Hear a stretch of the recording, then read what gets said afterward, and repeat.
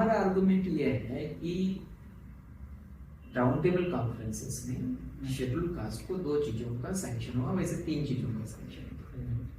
पहला हुआ है कि उनको पॉलिटिकल रिजर्वेशन के लिए, दूसरा हुआ है उनको सर्विसेज में रिजर्वेशन होगा, और तीसरा हुआ है अनटचेबिलिटी कराने की जाए।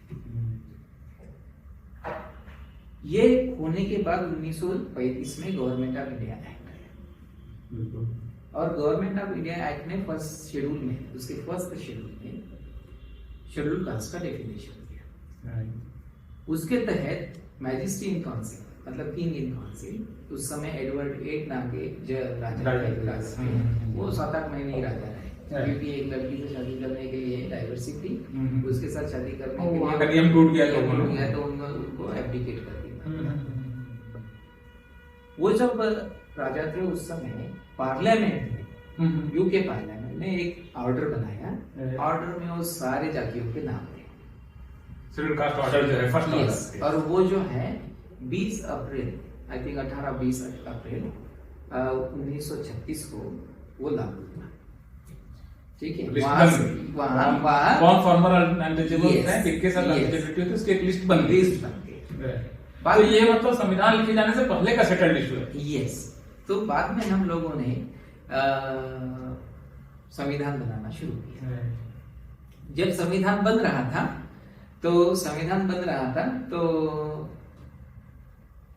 बहुत सारी कमेटियां उसमें थी।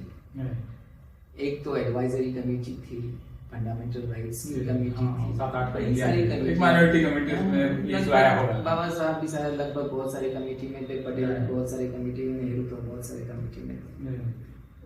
उस कमेटी ने ये निर्णय लिया कि माइनॉरिटीज को आरक्षण दिया जाएगा।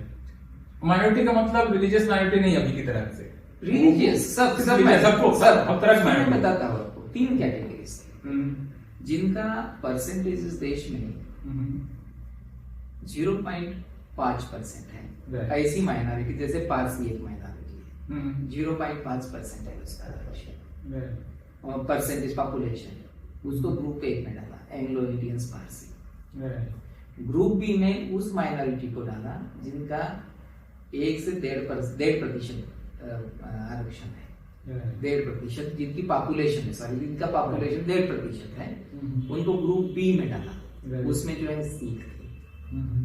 और तीसरे इसमें जिनका 1.5% से ज्यादा लोग हैं सी कैटेगरी में, उसमें मुस्लिम्स और शेड्यूल कास्ट थे। शेड्यूल कास्ट मतलब उसमें 7 नंबर की कैटेगरी थी, ग्रुप सी में 2 लोग थे, बट ओवरऑल 7 नंबर की कैटेगरी थी। उसको लेकर माइनॉरिटी सब कमेटी जो है उसमें वोटिंग हुआ, पॉलिटिकल रिजर्वेशन के लिए भी वोटिंग हुआ, और सर्विसेज में रिजर्वेशन के लिए भी वोटिंग हुआ। सर्विसेज में जो रिजर्वेशन के लिए वोटिंग हुआ, उसमें बहुत पेक्यूलियर चीज है। वो पेक्यूलियर चीज ये है कि आपको ऐसी ही जो भरी जा रही है सर्विसेज में नौकरियां, उसमें भी आरक्षण मिलेगा, उसके ऊपर अलग से वोटिंग भी। और जो कॉम्पिटेटिव एग्जामिनेशन से नौकरियां भरी जा रही है, जैसे यूपीएससी थ्रू, एमपीएससी या स्टेट पब्लिक सर्विस पीएससी के थ्रू, उसमें भी आरक्षण मिलेगा कि नहीं मिलेगा, उसके ऊपर वोटिंग हुआ। अच्छा, और उसमें वोटिंग हुआ, और शेड्यूल कास्ट को वहां वोटिंग दिया गया, और वो जो है 11-6 से 6 लोग डिसेंट किए, 11 लोग जीते, 2/3 लोग जीते। ये आपने सुप्रीम कोर्ट में कहा, ये मैंने आज कहा, और उसकी वजह से आरक्षण मिला। अब ये जब आर्टिकल बनी, तो पहला जब ड्राफ्ट बनाया था कॉन्स्टिट्यूशनल एडवाइजर्स ने, उसमें ये आर्टिकल थी, उसका नंबर था 226। बाद में बाबा साहब अम्बेडकर ने अगस्त 48 के दरमियान में वो एक second draft of the constitution, उस ड्राफ्ट में ये आर्टिकल बनी 296, 296। वही 335 हुआ, बाद में वो 335 हुआ, जब संविधान बना तो 335। तो सारा जो डिबेट है वो 296 के ऊपर है। डिबेट तो सेकंड बाबा साहब ने जो ड्राफ्ट बनाया उसके बाद में डिबेट्स हुए हैं बहुत सारे, तो उसके ऊपर डिबेट है।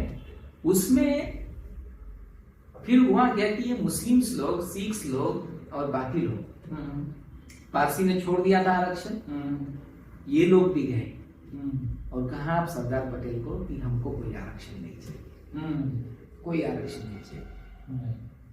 तो सरदार पटेल बहुत खुश हो गए और उन्होंने वो रिजोल्यूशन वहां पे पास कर दिया। और कॉन्स्टिट्यूएंट असेंबली को एक लेटर भेजा विद रिकमेंडेशन कि इन लोगों ने सारा आरक्षण छोड़ दिया है, इसीलिए जो 338 में जो माइनॉरिटी शब्द है उसको सुटेबली अमेंड किया जाए। तो इसीलिए जो कॉन्स्टिट्यूएंट असेंबली में जब मैटर आया इसके ऊपर डिबेट करने के लिए, तो डिबेट होते हुए समय सिख लोग खड़े हो गए और सिखों ने ये कहा और मुस्लिम्स ने ये कहा कि हम लोग पॉलिटिकल रिजर्वेशन छोड़े हैं, हम लोग तो सर्विसेज का रिजर्वेशन छोड़ा नहीं है। तो सरदार पटेल ने पहली बार बहुत लंबा भाषण किया कॉन्स्टिट्यूएंट असेंबली में और उसमें उन्होंने सिखों को, पर्टिकुलरली सरदार हुकुम सिंह को बहुत हार्श वर्ड में उन्होंने बोला है। आप पढ़ेंगे तो आपको पता चलेगा कि कितना गुस्से में बोले हैं वो। पढ़ता है पढ़िए। और उन्होंने कहा कि आप इस तरह से धोखा मत कीजिए। पहले जब आपने कहा था तो उस पर टिकना पड़ेगा। यदि आपको चाहिए दोबारा तो हम दे देंगे, कोई प्रॉब्लम नहीं है, लेकिन आप आकर बताइए कि हम लोग दोबारा चाहते हैं इस चीज को। जब आपने एक बार छोड़ दिया है इस चीज को तो आप दोबारा क्यों चाहते हैं? और इसको रिस्पॉन्ड किया उन्होंने। फिर रिस्पॉन्ड करने के बाद कुछ लोगों ने इस चीज को रीइंट्रोड्यूस करना चाहा अमेंडमेंट के थ्रू कि नहीं, जो एससी के साथ में मतलब जो माइनॉरिटीज का पॉलिटिकल सर्विसेज में रिजर्वेशन है वो दोबारा रखा जाए। उसके लिए जो है उन्होंने अमेंडमेंट लाया। तो कॉन्स्टिट्यूएंट असेंबली ने पूछा कि कॉन्स्टिट्यूशन अमेंडमेंट जो लाई गई है उसको आप स्वीकार करते कि नहीं करते? मतलब सिखों को दोबारा वहां डालना है कि नहीं डालना है, मुसलमानों को वहां दोबारा डालना है कि नहीं डालना है। कॉन्स्टिट्यूशन असेंबली ने कहा कि ये डिबेट को रीओपन करो। रीओपन किया और सिखों को और मुसलमानों को खारिज कर दिया। ओके। तो पॉलिटिकल रिजर्वेशन उन्होंने पहले ही छोड़ा था। फिर इन्होंने जो है सर्विसेज का रिजर्वेशन कॉन्स्टिट्यूएंट असेंबली ने खारिज किया। तो अब रिजर्वेशन लेने वाली कोई कम्युनिटी बची नहीं, इसलिए माइनॉरिटी वर्ड को हटाकर शेड्यूल्ड कास्ट लिखा गया। तो इसलिए जब आप शेड्यूल्ड कास्ट को लिखा गया तो इसलिए 335 आपको दिखता है कि शेड्यूल्ड कास्ट को ये रिजर्वेशन है। ये रिजर्वेशन डिबेट हुआ है, मैं कोर्ट को बताया अभी कि this word is most important reservation. तो ये जब बातचीत हुई तो हम लोग देख रहे थे कि 16(4) में क्या है। 16(4) में क्या है? सब लोग तो सुप्रीम कोर्ट तो कहता है 16(4) में आरक्षण। बाबा साहब कहते हैं कि 35 में 335 में मिला और बाबा साहब अपने भाषणों में भी बोल चुके हैं कि हमें माइनॉरिटी की वजह से आरक्षण मिला है। बाबा साहब ने खुद बताया है। अब उनके जब जो भी लोग जानना चाहते हैं वो लोग बाबा साहब को पढ़े, मुझे आइडिया वहीं से आई है। तो 14(4) जब इंट्रोड्यूस हुआ वो जो फर्स्ट ड्राफ्ट बनाया गया था उसमें नहीं था। जब फर्स्ट ड्राफ्ट बनाया गया था उसमें नहीं था। अच्छा। जब सेकेंड ड्राफ्ट जो बाबा साहब ने बनाया उस समय तक नहीं था। ओके। तो बाबा साहब अम्बेडकर के थ्रू या बाकी हमारे महापुरुषों के थ्रू जो हमें आरक्षण मिला वो तो बाबा साहब ने संविधान का दूसरा ढांचा बनाया, उसके पहले ही सेटल हो चुका था। इसको भी खोलना चाहिए। तो दूसरे ढांचे के बाद में जो 16(4) आया उसमें हमारा आरक्षण कैसे रह सकता है? टाइमिंग देखिए, जब 16(4) था ही नहीं तब ये सेटल था, तब हमारा आरक्षण कॉन्स्टिट्यूएंट असेंबली में मंजूर हो चुका था। तो जब वो आरक्षण मंजूर हो चुका था 16(4) होने के पहले ही, और दूसरा ड्राफ्ट जो बाबा साहब अम्बेडकर ने लाया उसमें 16(4) आया, तो सपोज बाबा साहब अम्बेडकर दूसरा ड्राफ्ट नहीं लाते और पहले ही ड्राफ्ट को स्वीकार कर लेते तो क्या हमारा आरक्षण नहीं होता?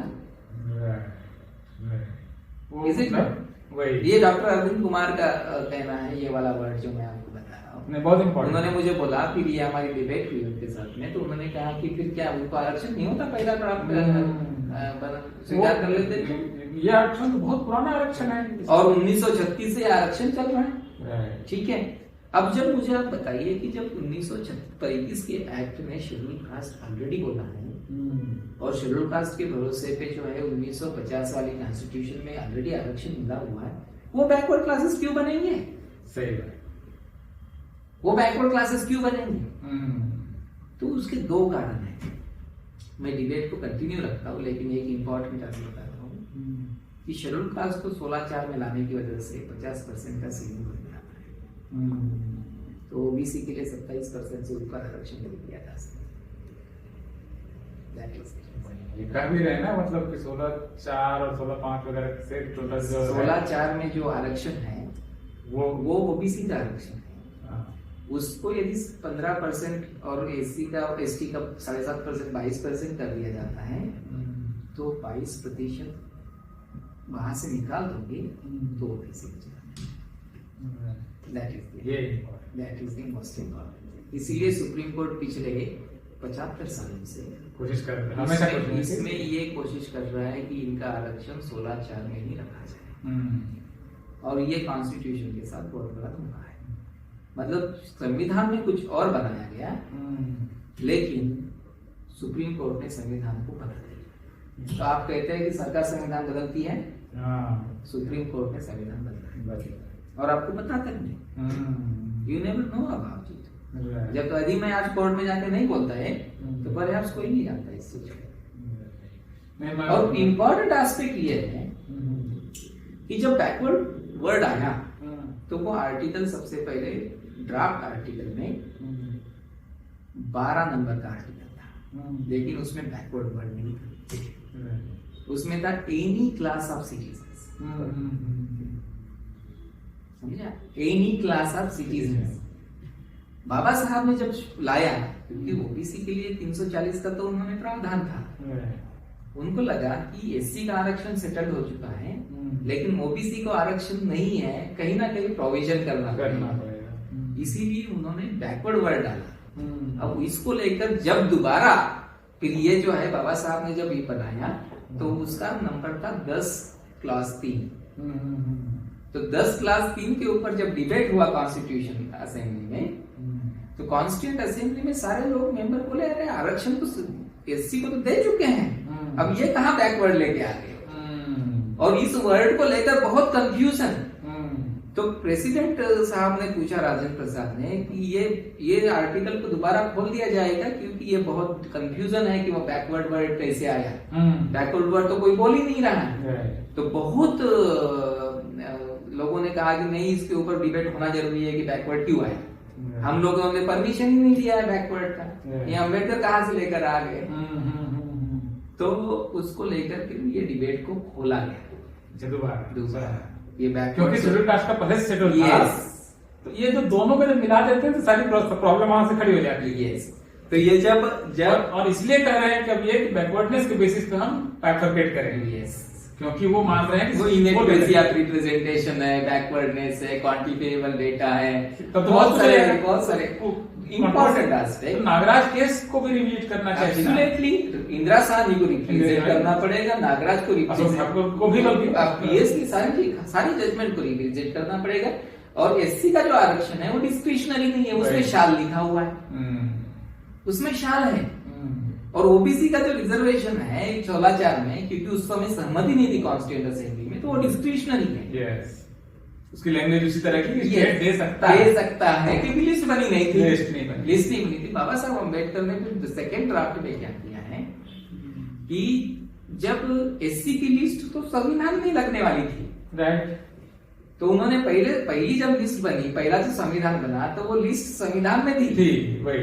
उसका जो है शेड्यूल 10 था, शेड्यूल 10 में वो लिस्ट थी, लंबी और बड़ा संविधान हो गया था इस चक्कर में। और शेड्यूल ट्राइब की भी लिस्ट बाद में क्या किया बाबा साहब ने कि जब उन्होंने 296 लिखा दोबारा तो उसमें स्पेसिफिकली लिखा, एक आर्टिकल है आई थिंक 303 आर्टिकल है ड्राफ्ट कॉन्स्टिट्यूशन। ड्राफ्ट कॉन्स्टिट्यूशन में 303 आर्टिकल में उन्होंने लिखा कि एससी मतलब वो लोग जिनको 1936 में जो शेड्यूल बना था उसमें जो जातियां है वो लोग, और शेड्यूल ट्राइब मतलब वो लोग जिनकी जातियां 8 शेड्यूल में दी गई है, शेड्यूल 8 में दी हो। ये सेकेंड ड्राफ्ट की बात बता रहा हूँ। फिर बैकवर्ड वर्ड के ऊपर बाबा साहब ने भाषण किया। तो उस समय बाबा साहब के भाषण के पहले चंद्रिका राम बिहार से कॉन्स्टिट्यूएंट असेंबली मेंबर थे, बड़े इंपॉर्टेंट व्यक्ति थे। उन्होंने फिर बैकवर्ड वर्ड का एक्सप्लेन किया। बैकवर्ड वर्ड को उन्होंने एक्सप्लेन किया और कहा कि बैकवर्ड वर्ड वो है जो 3 वर्गों के नीचे और हरिजन के ऊपर, हरिजन वर्ड हाँ, इस्तेमाल उसमें किया होता करके है। बोल रहा उस समय होता हूँ, है। बिहार वाले सारे हरिजन कहते थे उस समय अभी भी दादी करते जी हैं, अभी तक कर रहे इसमें हैं। थे। तो उन्होंने कहा है कि ये जो हमारे फ्रेंड डॉक्टर अंबेडकर ने ये जो लाया है, ये जो 3 वर्गों के नीचे और हरिजन के ऊपर जो है वो लोग हैं, ये चंद्रिका प्रसाद ने बोला है। और बाबा साहब अम्बेडकर ने फिर बहुत बड़ा बवाल हो गया इसको लेकर, तो बहुत इंटरप्रिटेशन हो गया बैकवर्ड वर्ड को, क्योंकि तुम बैकवर्ड क्या है डिफाइन नहीं कर रहे कॉन्स्टिट्यूशन में। तो बाबा साहब ने जवाब ये दिया कि सुप्रीम कोर्ट और देश के अन्य कोर्ट में कोई इंटरप्रिटेशन से जो केसेस के ऊपर केसेस होते हैं, इसकी वजह से ऐसा नहीं होता कि हम केस सुप्रीम कॉन्स्टिट्यूशन में कोई शब्द ना डालें, होने दीजिए जजमेंट, केसेस होने दीजिए, क्या दिक्कत है। ये बाबा साहब ने ये कहा, और उन्होंने कहा कि बैकवर्ड क्लासेस इसीलिए ताकि आप सबको ना दे सके, किसी को भी उठा के आप नहीं दे सकते। तो मुझे लगता है वकील साहब ये काफी इम्पोर्टेंट इंटरवेंशन है और इसका इम्पैक्ट भी उम्मीद है कि होगा। तो बहुत बहुत आपको शुक्रिया कि आपने एक तरह से समाज की आवाज उठाई और शेड्यूल कास्ट के आरक्षण को जो डिस्प्यूट में डालने की कोशिश है उसको आपने रोकने का बहुत सीरियस एक आपको बताता हूँ, ये सब मैं जब कर रहा था तो चीफ जस्टिस साहब कह रहे थे कि हम तो फिर तो पूरे सारे जजमेंट ही बदलने पड़ेंगे। तो मैंने कहा बदलो, मैंने कहा जो ट्रूथ है वो ट्रूथ ये है। और दूसरी बात मैंने कहा कि ट्रूथ को यहाँ पे तुम रीराइट नहीं कर सकते सुप्रीम कोर्ट में बैठ के, यही ट्रूथ है करके, this is the truth I said. ये हमारा कोर्ट में हुआ है। बहुत अच्छा रहा और आपकी बात उन्होंने सुनी, सारा कुछ सुना, ये बहुत इंपॉर्टेंट है। लेट्स होप कि जजेस इस पर विचार करेंगे, फैसला तो आपको जो देना है वो दें, ठीक है, लेकिन कम से कम बात चली गई है। बहुत बहुत शुक्रिया, धन्यवाद। Thank you.